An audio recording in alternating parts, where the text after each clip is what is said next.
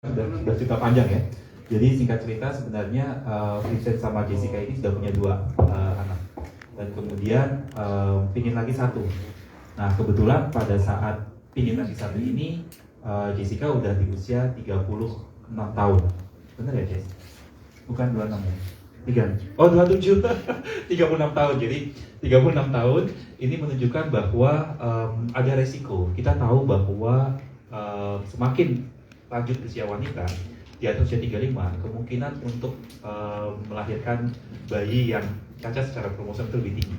Beberapa penelitian menunjukkan ketika di atas usia 35, chance of getting pregnant, mendapatkan Down syndrome misalnya, itu hampir 2-3 kali lipat dibandingkan di bawah usia 35. Jadi salah satu tujuan dari kehamilan Jessica yang sehat ini adalah kita mau dari awal kita melihat apakah secara genetik embrio ini normal atau tidak. Nah, di Morula IVF Surabaya kita memiliki teknologi yang kita sebut sebagai PGTA, Pre-Implantation Genetic Testing for Aneuploidy, di mana embrio itu sebelum kita transfer, kita cek dulu secara genetik apakah dia cacat atau tidak. Dia bisa euploid, aneuploid atau mozaik. Dan kebetulan Jessica bersama Vincent, sebenarnya mereka berdua mungkin nggak susah untuk hamil secara alami ya, tapi keinginan untuk memiliki anak yang sehat dan less risk, mengurangi resiko ini, kemudian kita fasilitasi dari Morula IVF Surabaya untuk melakukan PGTA tadi. PGTA ini merupakan bagian dari IVF, bagian dari bayi tabung. Walaupun kita tahu tidak semua mungkin teknologi ini dimiliki oleh klinik bayi tabung yang ada di Indonesia, bahkan di luar negeri. Nah, kemarin dapat 5 embrio. Dapat 5 embrio, di mana yang satu embrio ini memang aneuploid atau cacat, yang 4 kebetulan sehat-sehat semua. Puji Tuhan, kita juga ini di atas rata-rata ya, rata-rata biasanya di atas usia 35, mungkin dari 5 kita cuma dapat 2 atau maksimal 3. Pada Vincent dan Jessica kita dapat 4 euploid embrio. Dan kemudian Jessica Vincent pilih embrio mana yang mau di-transfer. Kita transfer 1 embrio dan kemudian hamil sampai saat ini. Nah, jadi perjalanannya ini dimulai pada bulan Februari. Pada bulan Februari, kemudian kita lakukan embryo transfer di bulan Maret, ya. Kemudian sekarang sudah hamil, sudah hampir trimester 2, ya, hampir trimester 2. Tadi barusan USG, ya, sudah kelihatan kepala, kaki, tangan, dan puji Tuhan, alhamdulillah sampai saat ini kehamilannya dari sisi kandungan baik-baik dan sehat-sehat. Doain juga supaya terus hamil ini sehat sampai lahiran sampai terusnya. Amin, amin. Oke, mau langsung ke Jeda dan Vincent pasti ya. Kalau gitu kasih sambutan dulu sebelum nanti kita lempar tanya jawab. Silakan. Mau date-nya dulu? Oh, mamanya dulu silakan. Pantun, pakai pantun. Selamat sore semuanya teman-teman wartawan yang baik hati dan budiman, serta senyumnya manis dan rajin menabung. Gimana kabarnya semua, baik-baik ya? Baik. Ya. Terima kasih sudah mampir ke sini untuk dengerin sedikit cerita kebahagiaan kami. Jadi saat ini seperti yang Dokter Benny bilang, saya sudah hamil, mau 11 minggu besok ya. Dan dia prosesnya lancar. Kami hamil dengan proses bayi tabung atau yang disebut IVF. Dan ya ini merupakan pengalaman luar biasa ya buat kita berdua, karena melewati setiap langkahnya itu luar biasa sekali, dengan rasa syukur, dengan proses yang lumayan ini ya kita terus berdoa, dan ternyata Tuhan juga punya jawaban yang indah dan baik buat kita berdua. Kita diberikan apa sebutnya, cabang bayi ya, kalau belum anugerah ya, kita diberikan kehamilan ketiga ini. Dan saat ini keadaannya juga sehat, sesuai. Jadi ya kita senang banget, happy gitu. Dan ya semoga proses kehamilan ini bisa berjalan lancar, sehat sampai melahirkan nanti. Semoga bisa menjadi anak yang baik, yang sayang orang tua, yang bertanggung jawab, yang bisa menjadi yang terbaik lah buat dirinya nanti gitu. Ada tambahan dari Papa Vincent? Tapi yang pasti proses ini kan mungkin tidak akan tercapai kalau dokternya nggak jago ya.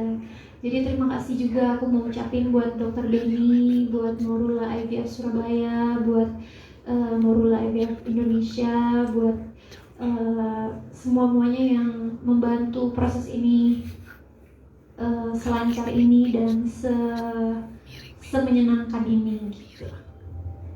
Itu sih dari saya, terima kasih. Siap, langsung tanya jawab aja, boleh? Boleh. Boleh. Siapa yang mau bertanya, saya kasih mic-nya. Ada nih.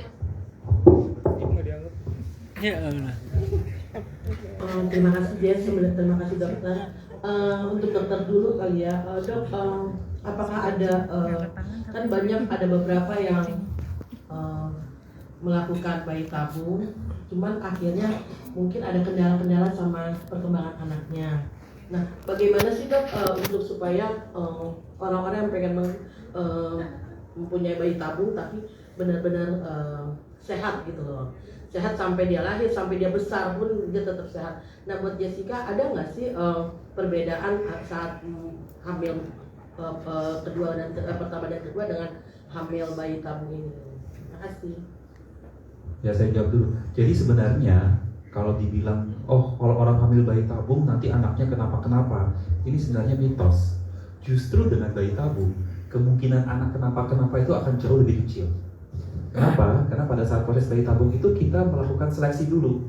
Sedangkan kalau tidak bayi tabung kan seleksi alam nih, kita nggak tahu yang jadi apa gitu. Jadi sebaiknya diluruskan. Kenapa kok bayi tabung itu anaknya menjadi kenapa-kenapa? Itu karena mungkin usianya sudah tua, orang yang sudah susah gitu ya. Tapi dengan teknologi PGT-A tadi, itu justru sebaliknya. Kita sudah 98 to 99% sure, yakin, 98 sampai 99% yakin bahwa baby ini secara genetik normal.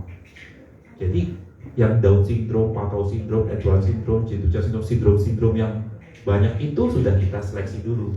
98 to 99%. Sehingga justru sebaliknya, kalau kita melakukan IVF dengan PGT-A, resiko kejadian anaknya yang tadi cacat kromosom itu sangat minimal, sangat kecil gitu. Jadi pesan saya adalah cobalah untuk mencari tempat klinik yang memang sesuai, yang cocok untuk Anda, dan program yang menurut dokter tersebut cocok untuk Anda gitu. Karena memang teknologi saat ini sudah sangat maju dan di Indonesia saja sudah ada seperti itu. Jadi kita nggak perlu lagi kalau menurut saya jauh-jauh untuk mencari ke luar negeri gitu ya. Ini contohnya Jessica sama Vincent aja kemarin waktu oplas hidung ke Korea, tapi IVF-nya di Indonesia. Nanti boleh tanyain kenapa kalau dia pilih di Indonesia gitu ya. Monggo, silakan. Yang tadi pertanyaan kedua apa? Tentang perbedaan hamil anak pertama, kedua dan ketiga, bedanya apa gitu ya? Tapi dok sebentar, untuk bayi tabung sendiri itu usia berapa sih dok maksimal? Nggak ada usianya. Pasien saya kemarin usia 47 itu masih IVF. Kebetulan mereka belum punya baby ya, belum punya baby. Jadi nggak ada maksimalnya. Sejauh sel telur dan sel spermanya ada. Karena di Indonesia belum boleh pakai sel sperma atau sel telur orang lain. Kalau di luar negeri sudah boleh. Donor, sperm donor. Jadi kalau ingin ganteng kayak Vincent, cantik kayak Jessica gitu, pinjem donor gitu. Nggak boleh, di Indonesia nggak boleh. Dan itu kita harus memakai sperma dan telur dari pasangan suami istri yang sah.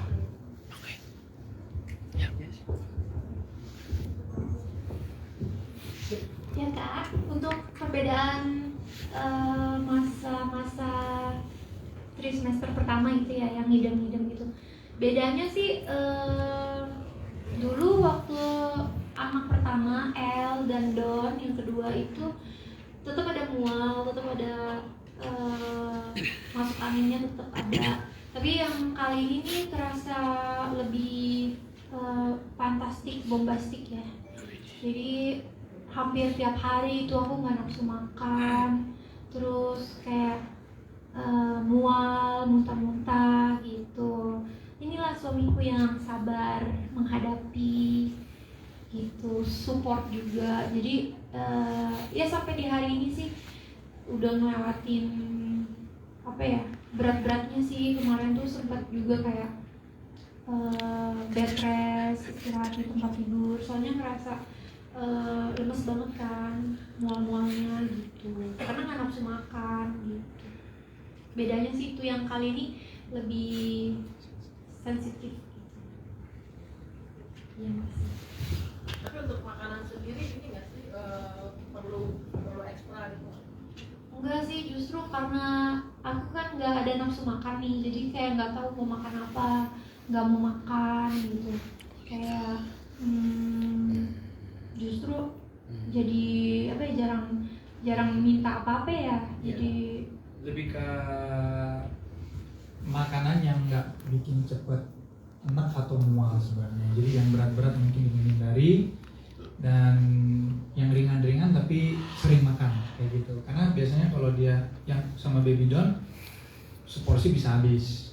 Mual ya paling mual-mual dikit tapi nggak sampai muntah lagi. Nah kali ini makan setengah muntah. Jadi itu kita juga konsultasi sama dokter Benny, dan alangkah baiknya ya kita makan, dia makan tapi dikit-dikit tapi sering, dan cari makanan yang memang makanannya nggak terlalu ya berminyak atau yang bikin enak atau mual kayak gitu sih sebenarnya.